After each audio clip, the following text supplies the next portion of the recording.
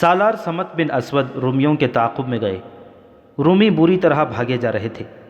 ان کی آدھی نفری تو لڑائی اور پسپائی میں ختم ہو گئی تھی اور باقی نصف بکھر گئی تھی۔ صمت جب حمص کے قریب پہنچے تو دیکھا کہ رومی حمص کے قلعے میں داخل ہوتے جا رہے ہیں۔ اس دور میں حمص ایک قلعہ بند قصبہ ہوا کرتا تھا۔ صمت وہاں جا کر رک گئے۔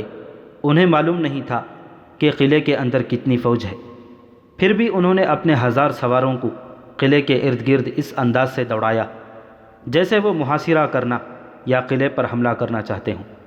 قلعے کا دروازہ کھلا اور 3-4 آدمی جو فوجی نہیں تھے باہر آئے۔ وہ رومی نہیں، مقامی باشندے تھے۔ سالار صمت بن اسود نے انہیں اپنے پاس بلایا۔ کیوں آئے ہو؟ صمت نے پوچھا۔ امن اور دوستی کا پیغام لے کر آئے ہیں، ایک نے کہا۔ رومی مزید لڑائی نہیں چاہتے۔ کیا تمہارا شہنشاہ ہرقل بھی مزید لڑائی نہیں چاہتا؟ صمت نے پوچھا۔ ہم شہنشاہ روم کی ترجمانی نہیں کر سکتے، حمص کے ایک شہری نے کہا۔ ہم یہ پیغام لائے ہیں کہ حمص والے نہیں لڑنا چاہتے۔ آپ جس قدر سامان خوردونوش چاہتے ہیں ہم سے لے لیں۔ آپ جتنے بھی دن یہاں قیام کرنا چاہتے ہیں کریں۔ آپ کی فوج اور گھوڑوں کو خوراک ہم مہیا کریں گے۔ کسی بھی تاریخ میں نہیں لکھا کہ سالار صمت نے حمص میں رومیوں سے صلح کی کیا شرائط منوائی تھیں۔ وہ واپس آ گئے۔ خالد رضی اللہ تعالیٰ عنہ اپنے لشکر کے ساتھ دمشق جا چکے تھے۔ مورخ لکھتے ہیں کہ خالد رضی اللہ تعالیٰ عنہ جب دمشق پہنچے تو شہر کے اندر مایوسی اور خوف و ہراس کی لہر دوڑ گئی۔ شہر والوں کو پہلے یہ اطلاع ملی تھی کہ انطاکیہ سے کمک اور رسد آ رہی ہے۔ اب انہیں اطلاع ملی کہ کمک کو مسلمانوں نے راستے میں ہی ختم کر دیا ہے۔ دمشق میں رومی سالار توما تھا جو شہنشاہ ہرقل کا داماد تھا۔ چند ایک شہری وفد کی صورت میں توما کے پاس گئے۔ کیا آپ کو کسی نے بتایا ہے کہ شہر میں لوگ کیا باتیں کر رہے ہیں؟ ایک شہری نے کہا۔ کیا تم لوگ نہیں جانتے کہ یہ بزدلی ہے؟ توما نے کہا۔ ہم نے ابھی محاصرہ توڑنے کی کارروائی کی ہی نہیں۔ کیا تم لوگ مجھے یہ مشورہ دینے آئے ہو کہ میں مسلمانوں کے آگے ہتھیار ڈال دوں؟ ہم سالار معظم کو شہر کی صورتحال بتانے آئے ہیں، وفد کے ایک اور آدمی نے کہا۔ شہر کے لوگ یہ سن کر ہراساں ہیں کہ جس فوج نے محاصرہ بھی کر رکھا ہے اور ہماری کمک کو بھی ختم کر دیا ہے، وہ اس شہر میں بھی داخل ہو جائے گی، پھر گھر ہمارے لوٹے جائیں گے، بچے ہمارے کچلے جائیں گے اور لڑکیاں ہماری اٹھائی جائیں گی۔ ہم یہاں تک نوبت نہیں آنے دیں گے، سالار توما نے کہا۔ سالار معظم، ایک اور شہری نے کہا، آپ کو یقیناً معلوم ہوگا کہ نوبت کہاں تک پہنچ چکی ہے۔ شہر میں خوراک اتنی کم رہ گئی ہے کہ لوگوں نے دوسرے وقت کا کھانا چھوڑ دیا ہے۔ 2-3 دنوں بعد صرف پانی رہ جائے گا۔ غور کریں، لوگ فاقہ کشی سے تنگ آ کر بغاوت بھی کر سکتے ہیں۔ یہ صورت سلطنت روم کے لیے اچھی نہیں ہوگی۔ کیا تم لوگ نہیں جانتے کہ بغاوت کی سزا کیا ہے؟ توما نے شاہی رعب سے کہا۔ ہم جانتے ہیں سالار عالی، وفد کے ایک آدمی نے کہا۔ ہم آپ کو قحط اور اس سے پیدا ہونے والی بغاوت کے نتائج بتانے آئے ہیں۔ کیا اس تباہی سے اور لوگوں کو بھوکا مارنے سے بہتر نہ ہوگا کہ آپ مسلمانوں سے صلح کر لیں؟ دشمن سے صلح کا مطلب ہوتا ہے ہتھیار ڈالنا، توما نے کہا۔ میں لڑے بغیر کوئی ایسا فیصلہ نہیں کروں گا جو روم کی عظیم سلطنت کی توہین کا باعث ہو۔ ہم اپنی جانیں قربان کر رہے ہیں اور تم لوگ ایک وقت کی بھوک برداشت نہیں کر سکتے۔ جاؤ، کل تک انتظار کرو۔ وہ ستمبر 634 عیسوی کے تیسرے ہفتے کی ایک صبح تھی۔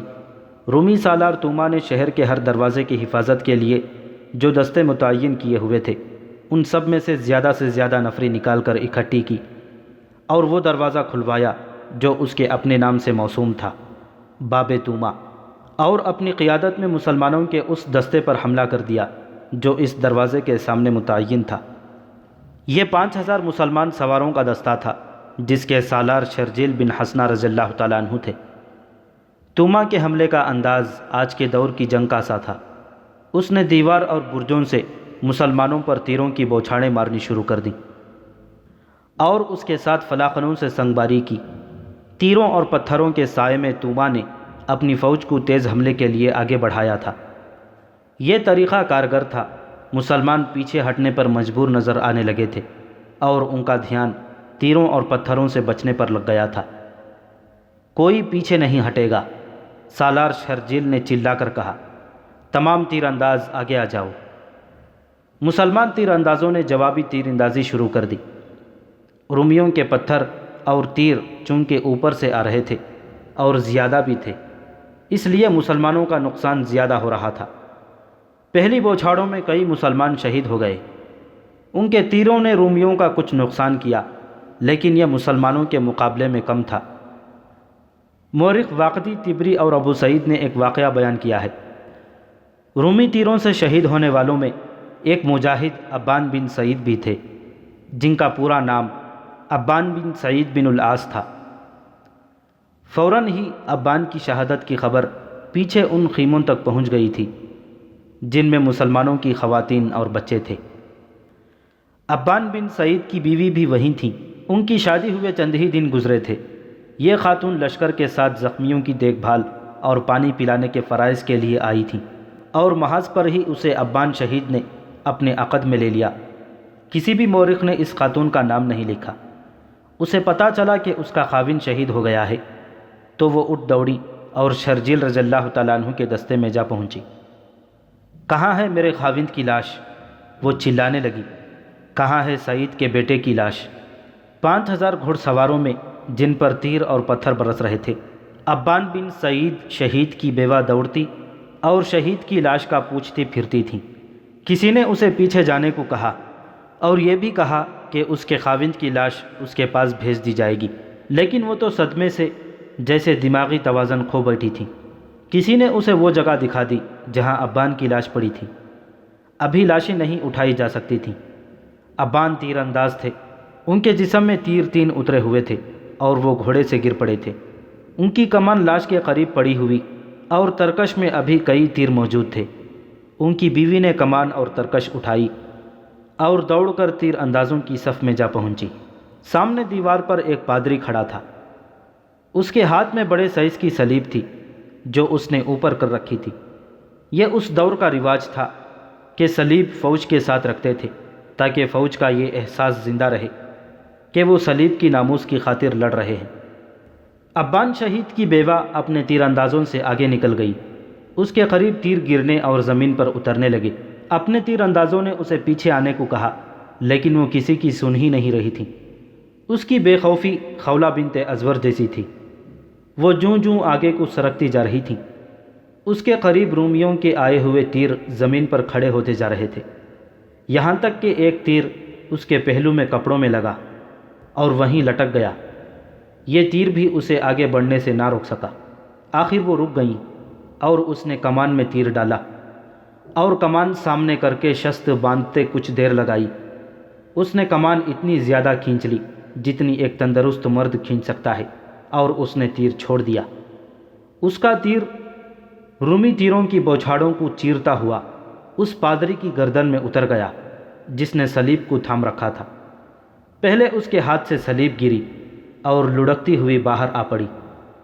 پادری بھی پیچھے یا دائیں بائیں گرنے کے بجائے دیوار پر گرا اور صلیب کے پیچھے پیچھے باہر کی طرف آ پڑا۔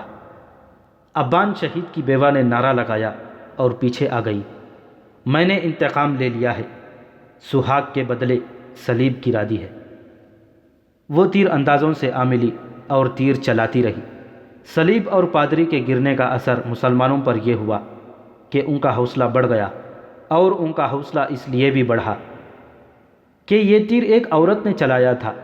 صلیب کے گرنے کا اثر جو رومیوں پر ہوا وہ ان کے لڑنے کے جذبے کے لیے اچھا نہ تھا۔ دروازہ باب توما کھل چکا تھا۔ توما نے دیکھ لیا تھا کہ اس کی تیر اندازی اور سنگباری نے مسلمانوں کی حالت کمزور کر دی ہے۔ اس نے حملے کا حکم دے دیا۔ عجیب سی بات یہ ہے کہ اس نے سواروں کے مقابلے میں سوار نہ نکالے۔ اس نے پیادوں سے حملہ کرایا اور کمان خود باہر آ کر کی۔ وہ سپاہیوں کی طرح لڑ رہا تھا۔ مورخ واقدی اور بلازری نے لکھا ہے کہ توما کی آواز ایسی تھی جیسے اونٹ بدمستی کی حالت میں بڑی بلند اور غسیلی آوازیں نکالتا ہے۔ شرجیل بن حسنہ رضی اللہ تعالیٰ عنہ نے بڑی تیزی سے اپنے سواروں کو آمنے سامنے کی لڑائی کی ترتیب میں کر لیا۔ توما نے یہ چال چلی کہ اپنے دستوں کو پھیلا دیا۔ اس کی فوج کی تعداد مسلمانوں کی نسبت زیادہ تھی۔ اس کے پیادے سواروں کا مقابلہ بڑی بے جگری اور مہارت سے کر رہے تھے۔ شہر کے دوسرے دروازوں کے سامنے مسلمانوں کے جو دستے متعین تھے وہ اس وجہ سے شرجیل کی مدد کو نہیں آ رہے تھے کہ ایسا ہی حملہ دوسرے دروازوں پر بھی ہو سکتا تھا۔ توما گرج اور دہاڑ رہا تھا۔ اسے مسلمانوں کا پرچم نظر آیا۔ اس کا مطلب یہ تھا کہ مسلمانوں کا سالار وہاں ہے۔ وہ سیدھا ادھر آیا۔ شرجیل رضی اللہ تعالیٰ عنہ نے اسے دیکھ لیا اور تلوار سونت کر اس کے مقابلے کے لیے تیار ہو گئے۔ دونوں نے ایک دوسرے کو للکارا۔ ان میں 10-12 قدم فاصلہ رہ گیا ہوگا کہ ایک تیر توما کی دائیں آنکھ میں اتر گیا۔ اس نے ہاتھ اس آنکھ پر رکھ لیے اور وہ بیٹھ گیا۔ شرجیل رضی اللہ تعالیٰ عنہ نے آگے بڑھ کر اس پر حملہ نہ کیا۔ توما کے محافظوں نے اس کے گرد حصار بنا لیا، پھر اسے اٹھا کر لے گئے۔ مورخوں نے متفقہ طور پر لکھا ہے کہ یہ تیر شہید ابان بن سعید کی بیوہ نے چلایا تھا۔ اپنے سالار کے گرنے سے رومیوں کا حوصلہ بھی گر پڑا اور وہ پیچھے ہٹنے لگے۔ شرجیل رضی اللہ تعالیٰ عنہ کے پہلوؤں والے تیر اندازوں نے تیروں کی بوچھاڑیں مارنی شروع کر دی۔ رومی تیزی سے پیچھے ہٹے اور قلعے کے دروازے میں غائب ہوتے چلے گئے، اور پیچھے جو لاشیں چھوڑ گئے ان کا کوئی حساب نہ تھا۔ رومیوں کا سپہ سالار مارا گیا ہے۔ مسلمانوں نے نعرے لگانے شروع کر دیے، ہم رومیوں کے قاتل ہیں، رومی سالار کو ایک عورت نے مار ڈالا ہے، توما رومی کو اندھا کر کے مارا ہے، باہر آؤ رومیوں، اپنی صلیب اور پادری کو اٹھا لے جاؤ۔ دیوار پر کھڑے رومی یہ نعرے سن رہے تھے اور یہ نعرے شہر کے اندر بھی سنائی دے رہے تھے۔ یہ نعرے رومی فوج اور دمشق کے شہریوں کے حوصلے اور جذبے کے لیے تیروں کی طرح مہلک تھے۔ مسلمانوں کا جانی نقصان بھی کچھ کم نہیں تھا۔ بہت سے مجاہدین رومیوں کے تیروں اور پتھروں سے شہید اور زخمی ہو گئے، پھر اتنی تعداد لڑائی میں شہید ہوئی۔ شرجیل رضی اللہ تعالیٰ عنہ پریشان سے ہو گئے اور خالد کے پاس گئے۔ شرجیل بن حسنہ نے خالد رضی اللہ تعالیٰ عنہ کو لڑائی کی ساری رویداد سنائی اور یہ بھی بتایا کہ رومی سپہ سالار توما اگر مرا نہیں تو وہ لڑائی کے لیے ناکارہ ہو گیا ہے۔ انہوں نے یہ بھی بتایا کہ ان کی کتنی نفری شہید اور کتنی زخمی ہو گئی ہے۔ اگر رومیوں نے ایسا ہی ایک اور حملہ کیا تو شاید ہم روک نہ سکیں۔ شرجیل نے خالد رضی اللہ تعالیٰ عنہ سے کہا، مجھے کمک کی ضرورت ہے۔ حسنہ کے بیٹے خالد رضی اللہ تعالیٰ عنہ نے کہا، ایسا حملہ کسی اور دروازے سے ہم میں سے کسی اور پر بھی ہو سکتا ہے، کسی بھی دستے کی نفری کم نہیں کی جا سکتی۔ ابن حسنہ، خدا کی قسم تو ہمت ہارنے والوں میں سے نہیں تھا۔ کیا اپنے اتنے زیادہ ساتھیوں کے خون نے تیرا حوصلہ کمزور کر دیا ہے؟ نہیں ابن ولید، شرجیل رضی اللہ تعالیٰ عنہ نے کہا، اگر مجبوری ہے تو میں ایک آدمی کی بھی کمک نہیں مانگوں گا، میں تجھے تنہا نہیں چھوڑوں گا۔ خالد رضی اللہ تعالیٰ عنہ نے کہا، تجھ پر حملہ ہوا تو ہم دیکھتے رہیں گے، اگر حملہ تیری برداشت سے باہر ہوا تو ضرار تیری مدد کو پہنچے گا، پھر بھی ضرورت پڑی تو میں بھی آ جاؤں گا۔ تیرے پاس جتنی بھی نفری رہ گئی ہے اسے تیار رکھ۔ رومیوں کے سالار کو اگر آنکھ میں تیر لگا ہے تو 1-2 دن رومی باہر آ کر نہیں لڑیں گے۔ خالد رضی اللہ تعالیٰ عنہ کی رائے صحیح نہیں تھی۔ توما نے ایک معجزہ کر دکھایا تھا۔ وہ صحیح معنوں میں جنگجو تھا۔ چونکہ وہ شاہی خاندان کا فرد تھا اس لیے سلطنت روم کی جو محبت اس کے دل میں تھی وہ قدرتی تھی۔ بعد میں پتہ چلا تھا کہ اس کی آنکھ میں تیر لگا تو اسے اٹھا کر اندر لے گئے۔ جراح نے دیکھا کہ تیر اتنا زیادہ نہیں اترا کہ توما کی ہلاکت کا باعث بن جائے۔ کھوپڑی کی ہڈی کو تیر نے مجروح نہیں کیا تھا، یہ صرف آنکھ میں اترا لیکن نکالا نہیں جا سکتا تھا۔ کاٹ دو اسے، توما نے جراح سے کہا، باقی اندر ہی رہنے دو اور اس آنکھ پر پٹی باندھ دو، دوسری آنکھ پر پٹی نہ آئے، میں آج رات ایک اور حملہ کروں گا۔ سالار عالی، جراح نے کہا، کیا کہہ رہے ہیں آپ لڑائی کے قابل نہیں۔ اس ایک آنکھ کے بدلے مسلمانوں کی 1000 آنکھیں ضائع کروں گا۔ توما نے کہا، میں انہیں صرف شکست نہیں دوں گا، میں ان کے وطن عرب تک ان کا تعاقب کروں گا۔ میں اپنے کام کو اس وقت مکمل سمجھوں گا جب ان کے ملک کو اس قابل رہنے دوں گا کہ وہاں صرف جانور رہ جائیں گے۔ توما کے یہ الفاظ متعدد مورخوں نے لکھے ہیں اور واقعہ تفصیل سے بیان کیا ہے۔ ان میں یورپی تاریخ دان ہنری اسمتھ خاص طور پر قابل ذکر ہے۔ ان سب کی تحریروں کے مطابق توما کے حکم سے جراح نے تیر آنکھ کے قریب سے کاٹ دیا اور اوپر پٹی کس کر باندھ دی۔ یہ جذبے اور عزم کی پختگی کا کرشمہ تھا کہ توما نے اتنے شدید زخم کو برداشت کر لیا اور حکم دیا کہ آج ہی رات باہر نکل کر مسلمانوں پر حملہ کیا جائے۔ اتنی ہی فوج باب توما کے سامنے اکٹھی کی جائے جتنی میں دن کے حملے میں لے گیا تھا۔ توما نے حکم دیا اور اٹھ کھڑا ہوا۔ چلتے چلتے اس نے شراب پی اور ہتھیار بند ہو کر باہر نکل گیا۔ ان راتوں کا چاند پورا ہوتا تھا، فضا صاف رہتی تھی، اس لیے چاندنی شفاف ہوتی تھی۔ توما نے بڑا اچھا طریقہ اختیار کیا۔ اس نے اپنے تمام دستوں کے کمانڈروں کو حکم دیا کہ 3 اور دروازوں باب صغیر، باب شرق اور باب جابیہ سے باہر جا کر مسلمانوں پر اس طرح حملے کریں کہ اپنے آپ کو لڑائی میں زیادہ نہ الجھائیں بلکہ انہیں اپنے ساتھ لڑائی میں مصروف رکھیں۔ وہ خود بڑا حملہ باب توما سے کر رہا تھا۔ دوسرے دروازوں سے حملے کرانے سے اس کا مطلب یہ تھا کہ شرجیل رضی اللہ تعالیٰ عنہ کو کسی بھی طرف سے مدد نہ مل سکے۔ تمہارا دشمن اس وقت حملے کی توقع نہیں رکھتا۔ توما نے اپنے نائب سالاروں سے کہا، تم انہیں سوتے میں دبوچ لو گے۔ توما کی فوج 4 دروازوں سے باہر نکلی۔ وقت آدھی رات کا تھا۔ چاندنی اتنی صاف تھی کہ اپنے پرائے کو پہچانا جا سکتا تھا۔ مسلمانوں پر 4 جگہوں سے حملے ہوئے۔ ایک دروازے کے سامنے سالار ابو عبیدہ تھے، دوسرے کے سامنے یزید بن ابو سفیان۔ ابو عبیدہ رضی اللہ تعالیٰ عنہ نے رومیوں کو جلدی بھگا دیا اور رومی قلعے میں واپس چلے گئے۔ یزید بن ابی سفیان کی حالت کمزور سی ہو گئی۔ رومیوں نے ان پر بڑا ہی شدید حملہ بولا تھا۔ یزید نے مقابلہ تو کیا لیکن رومی ان پر حاوی ہوتے چلے جا رہے تھے۔ زرار بن ازور مدد دینے کے کام پر مامور تھے۔ انہیں پتہ چلا کہ یزید کو مدد کی ضرورت ہے تو وہ 2000 سوار اور پیادہ مجاہدین کے ساتھ یزید کے پاس پہنچ گئے۔ زرار کی جسمانی حالت لڑنے کے قابل نہیں تھی۔ ان کے بازو میں تیر لگا تھا اور جسم پر 2-3 اور گہرے زخم تھے، پھر بھی وہ میدان جنگ میں موجود تھے اور ان کی برچھی پورا کام کر رہی تھی۔ زرار نے اپنی اور یزید کی فوج کو ملا کر حملے کا حکم دیا۔ یہ بڑا ہی شدید حملہ تھا۔ رومیوں پر ایسا رعب طاری ہوا کہ وہ قلعے میں واپس چلے گئے۔ ان کی لاشیں اور زخمی پیچھے رہ گئے۔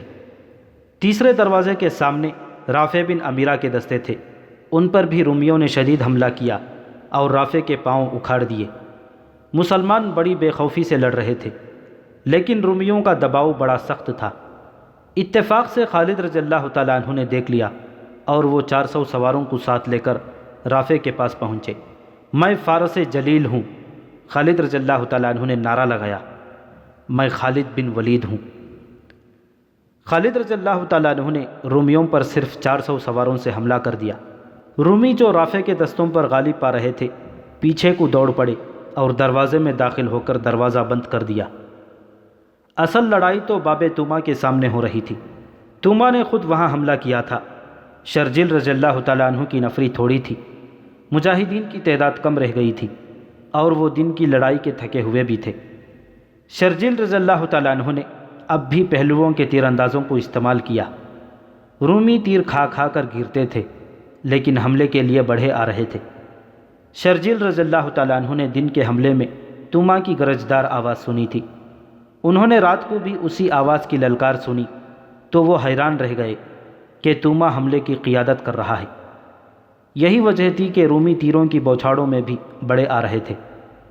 چاندنی رات میں دونوں فوجوں کی بڑی سخت ٹکر ہوئی۔ شرجیل رضی اللہ تعالیٰ عنہ کے مجاہدین نے حملہ روک لیا اور بڑی خونریز لڑائی ہوتی رہی۔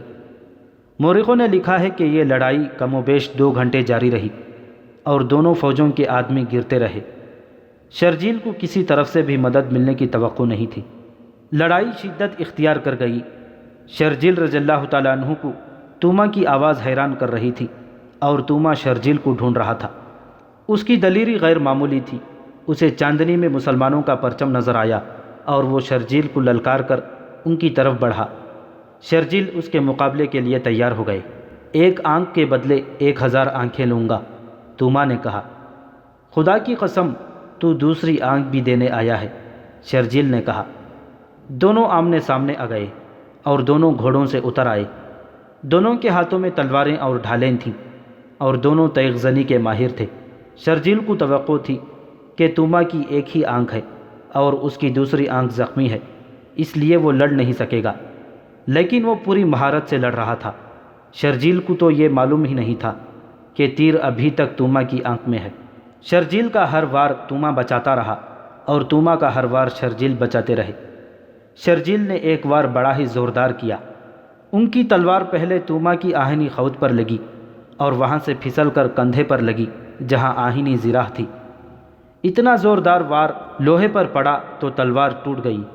توما نے للکار کر وار کیا جو شرجیل نے ڈھال پر لیا۔ وہ اب تلوار کے بغیر تھے، وار صرف روک سکتے تھے۔ توما بڑھ بڑھ کر وار کر رہا تھا۔ شرجیل کے دو مجاہدوں نے دیکھ لیا کہ شرجیل تلوار کے بغیر خطرے میں ہیں، تو وہ شرجیل اور توما کے درمیان آ گئے۔ شرجیل نے ادھر ادھر دیکھا، وہ کسی کی تلوار کو ڈھونڈ رہے تھے۔ کچھ دور انہیں اپنے ایک شہید مجاہد کی لاش کے قریب اس کی تلوار پڑی نظر آئی۔